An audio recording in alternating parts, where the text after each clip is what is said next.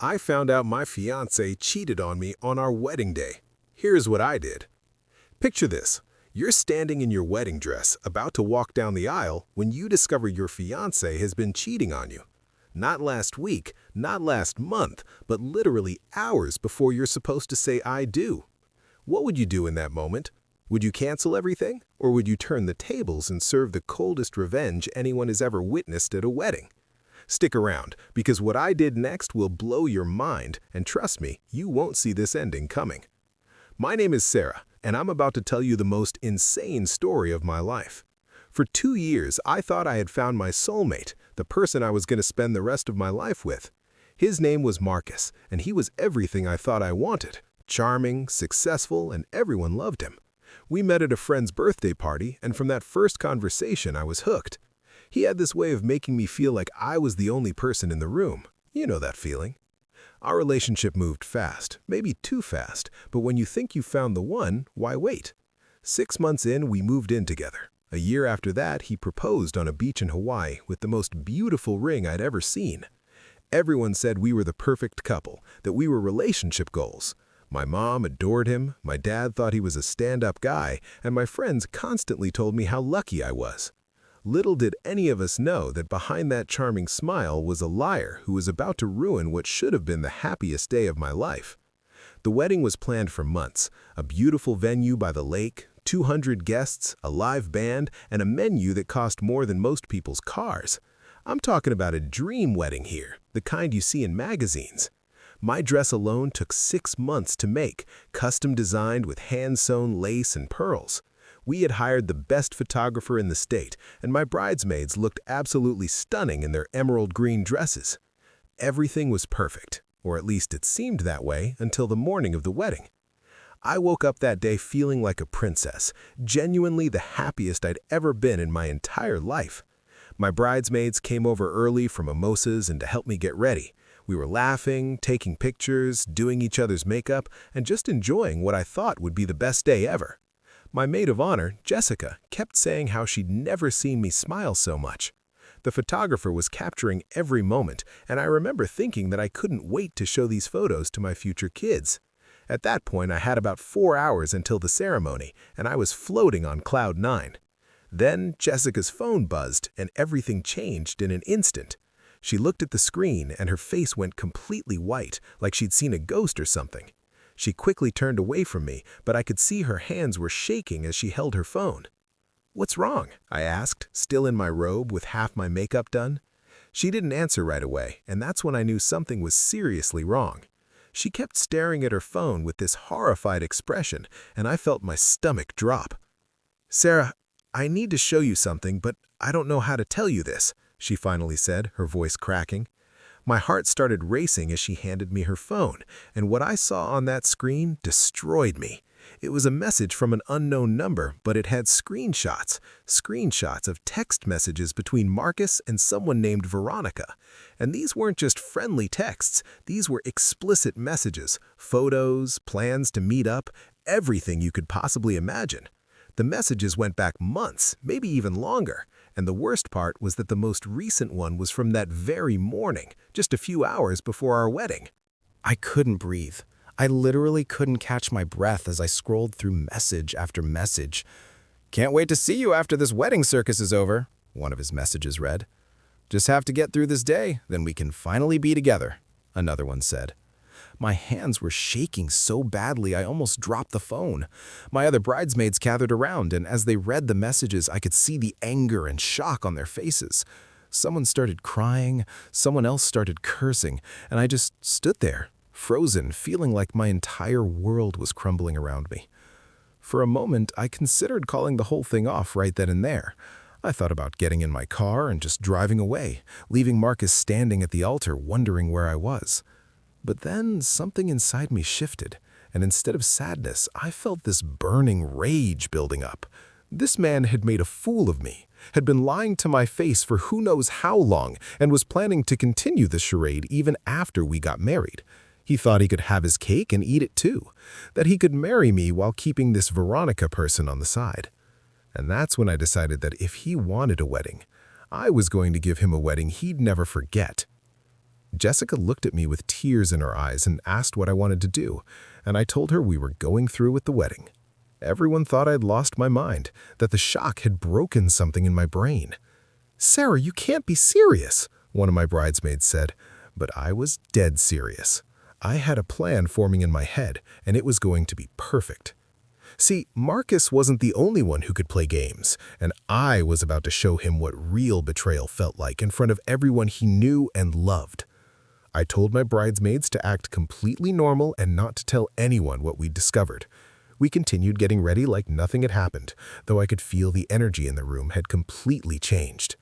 Every time someone tried to talk me out of going through with it, I just smiled and said, "Trust me."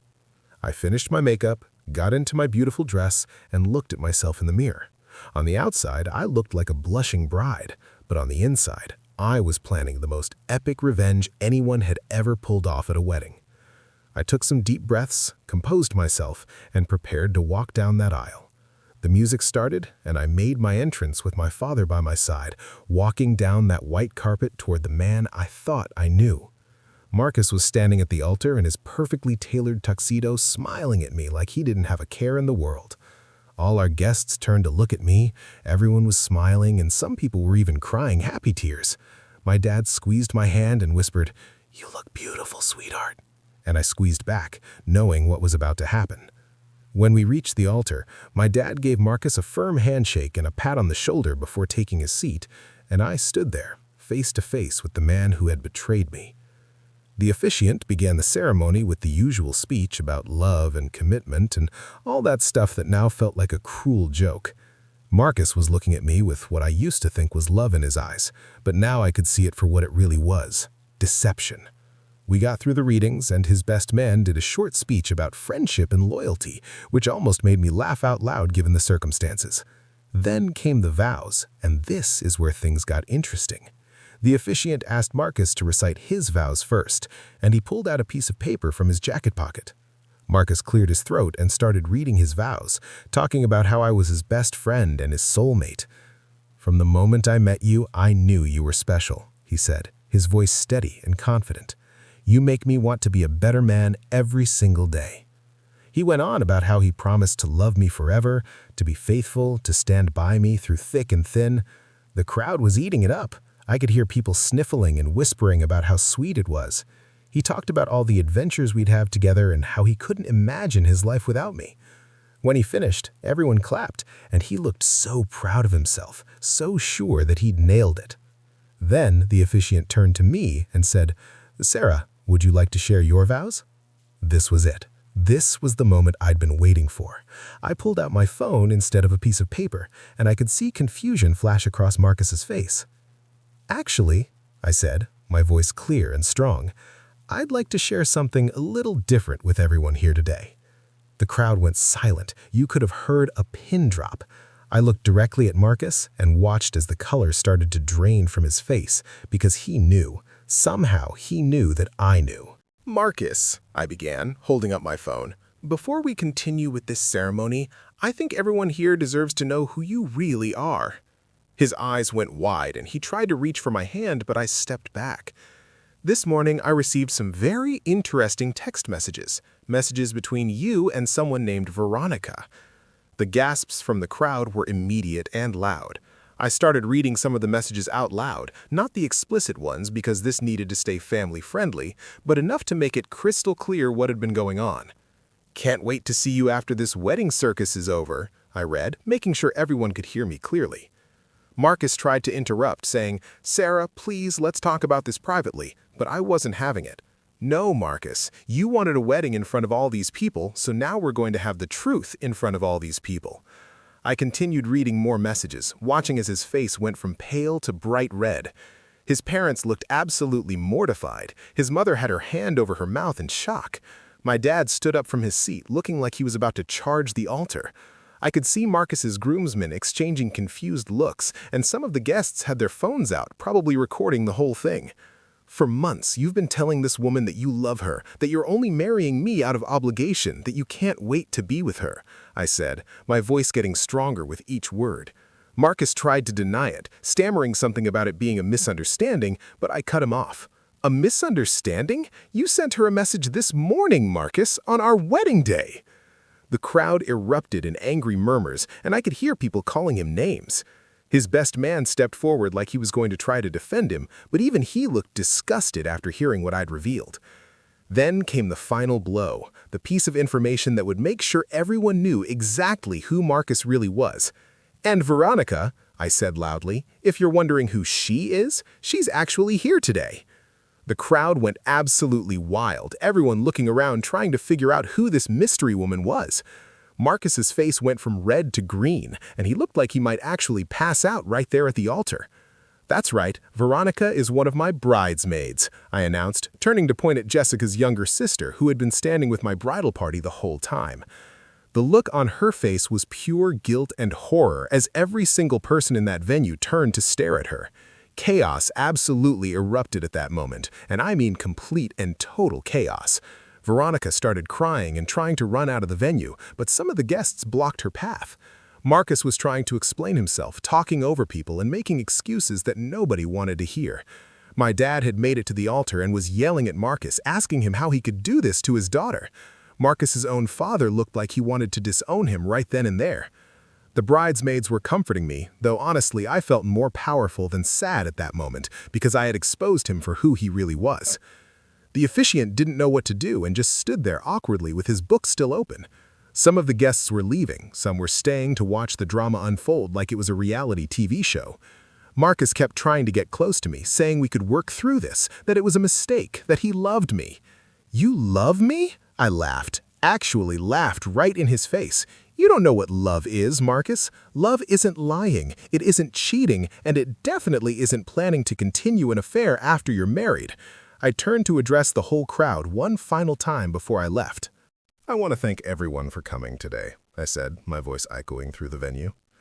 "I know this isn't the wedding you expected to witness, but I think it's important that the truth came out before I made the biggest mistake of my life."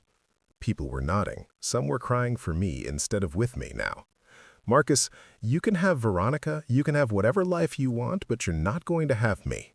I pulled off the engagement ring, that beautiful ring that I had loved so much, and I threw it at his feet. "This wedding is officially canceled, but please, everyone stay and enjoy the food and drinks because it's already paid for, and I'm not letting this jerk waste any more of my money or my time." The crowd actually started clapping. Can you believe that? They were applauding me for standing up for myself and exposing Marcus in front of everyone.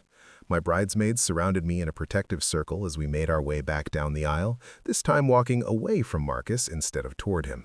My mom met me at the back of the venue and hugged me so tight I could barely breathe, telling me how proud she was that I had the strength to do what I did. As we left the ceremony area, I could still hear arguing behind us, Marcus's family and mine getting into it, Veronica crying and trying to explain herself, and the whole thing was just a disaster. We went back to the bridal suite and I changed out of my wedding dress for the last time. That beautiful custom gown that had taken 6 months to make and cost thousands of dollars would never be worn again. I looked at myself in the mirror, makeup slightly smudged from a few tears that had finally escaped, and I felt this strange mix of emotions. Part of me was devastated that the man I loved had betrayed me so completely, but another part of me felt incredibly free and powerful. Jessica handed me a glass of champagne and said, "To new beginnings and dodging bullets." We all raised our glasses and drank to that. Meanwhile, back at the venue, word spread quickly about what had happened.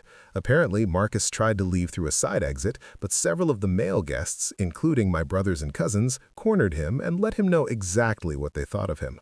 Nobody hurt him physically, but let's just say his ego took a serious beating that day. Veronica had completely disappeared, probably caught a ride home with someone and was too embarrassed to show her face. The guests who stayed actually did eat the food and drink the alcohol, and from what I heard, they had a pretty good time despite the drama. My uncle later told me it was the most memorable wedding he'd ever been to, which made me laugh despite everything. The weeks after the wedding that wasn't were tough, I'm not going to lie to you.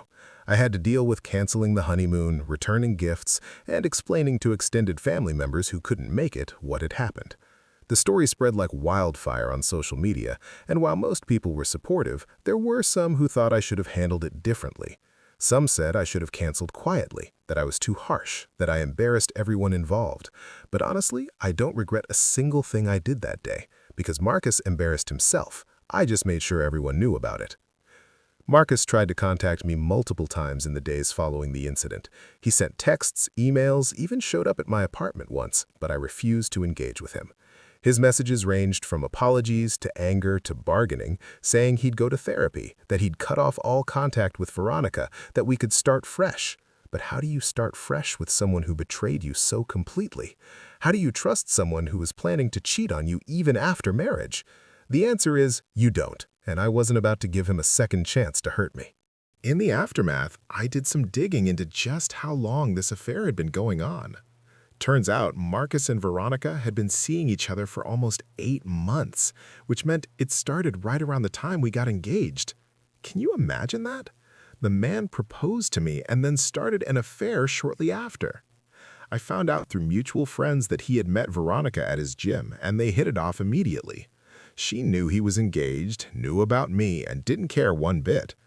They had been meeting up at hotels, going on secret dates while I was at work, and living this double life that I had been completely blind to. What really got me was that people knew, or at least suspected, and nobody said anything until it was almost too late. Some of his friends had seen them together and thought it was inappropriate, but didn't want to get involved. One of his coworkers had actually caught them together at a restaurant across town, but figured it wasn't her place to tell me. I was furious that people had information that could have saved me months of planning a wedding to a cheater and didn't share it. It made me reevaluate a lot of my relationships and who I could actually trust in my life. But through all of this, I learned who my real friends were. Jessica, my maid of honor, became even closer to me after everything went down. She felt guilty that her sister was involved, even though it absolutely wasn't her fault, and she made sure I knew she was on my side 100%. She actually cut ties with Veronica for a while because of what happened, which I never asked her to do, but appreciated nonetheless. My family rallied around me in a way I'd never experienced before, checking in on me daily, inviting me over for dinners, and just making sure I wasn't alone with my thoughts. My mom, who had loved Marcus like a son, was absolutely heartbroken, but also incredibly proud of how I handled the situation.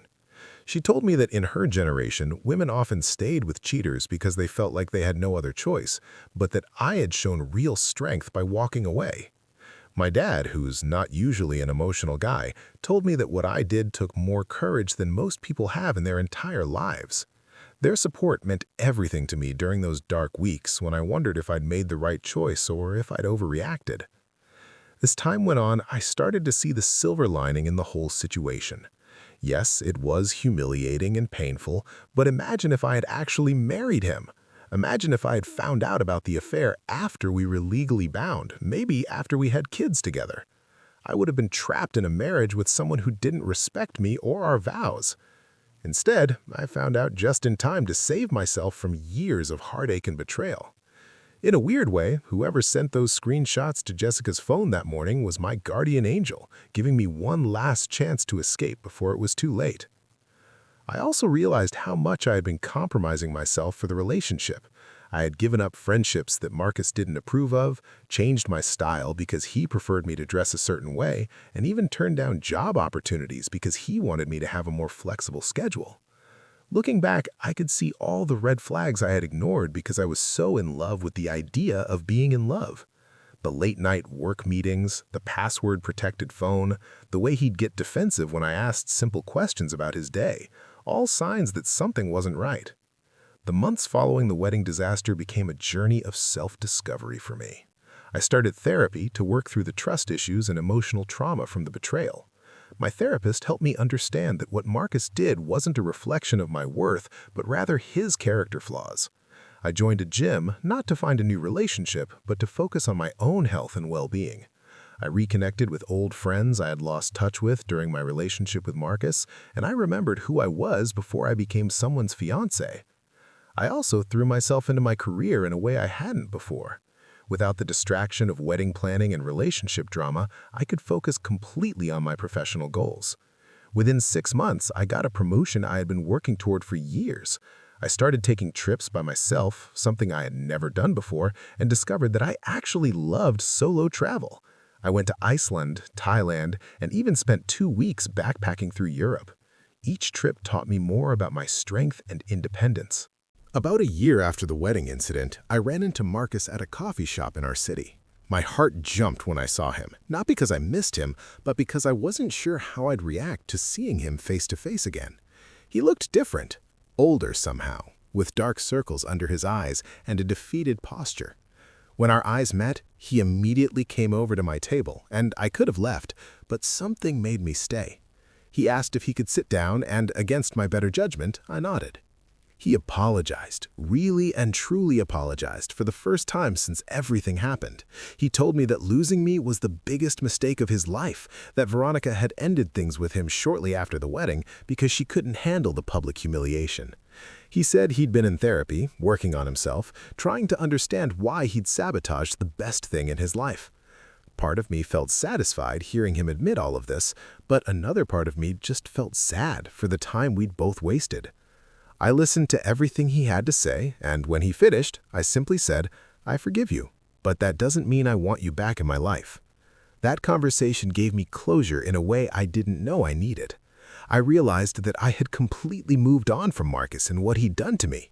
The anger and hurt had transformed into indifference, which is honestly the best revenge of all. I wasn't bitter, I wasn't sad, I just genuinely didn't care about him anymore. He was a chapter in my life that had closed, and I was already deep into writing new, better chapters. Before I left the coffee shop, Marcus asked if there was any chance we could try again someday, and I smiled and told him that ship had sailed the moment he sent those texts to Veronica. Walking away from that coffee shop, I felt lighter than I had in years. I wasn't carrying around anger or resentment anymore, and I had proven to myself that I could overcome something that once felt completely devastating. The failed wedding had become a story I told at parties, something that made people's jaws drop and then applaud my handling of the situation. I had become somewhat of a legend among my friends and their friends, the woman who exposed her cheating fiancé at the altar and walked away with her head held high. Eventually, I did start dating again, though I was much more cautious and aware of red flags. I took my time getting to know people and didn't rush into anything serious. I had learned that being alone was better than being with someone who didn't truly value me. I went on some good dates and some terrible dates, had a few short relationships that didn't work out, and through it all, I kept choosing myself first. My standards were higher now, and I refused to settle for anything less than real, genuine love and respect. About 2 years after the wedding incident, I met someone named David at a friend's barbecue. He was different from Marcus in every way, honest, straightforward, and emotionally available. When I eventually told him about my failed wedding, he didn't judge me or think I was damaged goods. Instead, he said he admired my strength and wished more people had the courage to stand up for themselves like I did. We took things slow, building a foundation of trust and friendship before moving into a romantic relationship. There was no rush, no pressure, just two people genuinely getting to know each other. Looking back now, I can honestly say that the worst day of my life turned into one of the best things that ever happened to me.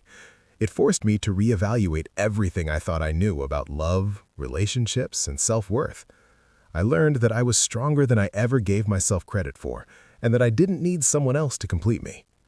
The wedding disaster taught me to trust my instincts, to pay attention to red flags, and to never compromise my values for anyone.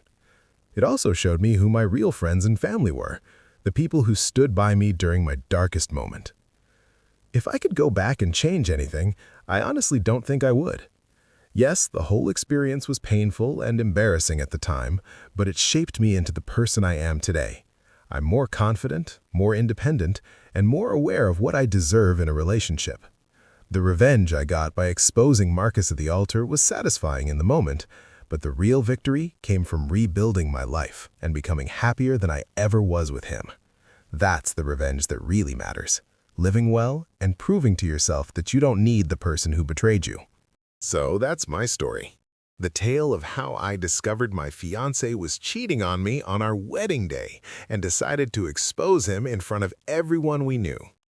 Some people think I went too far, that I should have been more discreet or handled it privately. But honestly, I did what felt right for me in that moment, and I have no regrets. Marcus made his choices, and I made mine. He chose to betray my trust and disrespect our relationship, and I chose to stand up for myself and refuse to be made a fool of. To anyone out there who's been betrayed or cheated on, I want you to know that you will get through it. It might feel like the end of the world right now, but I promise you that there's life and happiness on the other side of that pain. Don't let someone else's bad behavior make you question your worth. You deserved better then, and you deserve better now. And if you ever find yourself in a situation like mine, trust your gut, stand up for yourself, and don't let anyone make you feel bad for demanding the respect you deserve. I hope my story shows you that even the worst situations can lead to personal growth and better things. That failed wedding was the beginning of my real life, the life where I put myself first and refused to settle for less than I deserved. And if you've stuck with me through this whole story, thank you for listening. Remember, the best revenge isn't just exposing someone for who they really are. It's building a life so amazing that you don't even think about them anymore. Stay strong, know your worth, and never let anyone treat you like you're anything less than extraordinary.